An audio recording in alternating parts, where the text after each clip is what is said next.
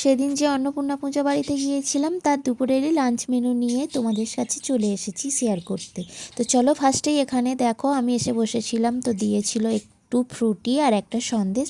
সেটা খেতে খেতেই তারপরে খিদে পেয়েছিল, দুপুরবেলা লাঞ্চ করতে বসে গেছি। এখানে আমি আর আমার ভাগ্নি বসেছিলাম, মানে ননদের মেয়ে। তো এখানেই দেখো ফার্স্টেই আলু ভাজা দিয়েছিল, তারপরে সাদা ভাত দিয়েছিল। ঘি দিয়ে ভাত খেতে না খেতেই চলে এসেছিলো শুক্তো।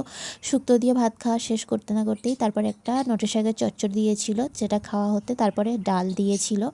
ডালের পর এখানে একটা সবজি দিয়েছিল পটল কুমড়ো আলু। এগুলো খাওয়া শেষ করেই তারপরে চলে এসেছিলো চাটনি পাঁপড়, আর তার সাথে ছিল পায়েস, যেটা ছিল প্রচণ্ড সুন্দর খেতে। পায়েস যেহেতু ভালোই হয়। আর এখানে আমি একটা পাঁপড় চেয়ে নিয়েছিলাম। তারপরে ছিল ঠান্ডা ঠান্ডা দই আর বোঁদে। সেটা শেষ করতেই চলে এসেছিলো আইসক্রিম আর একটা হজমোল্লা।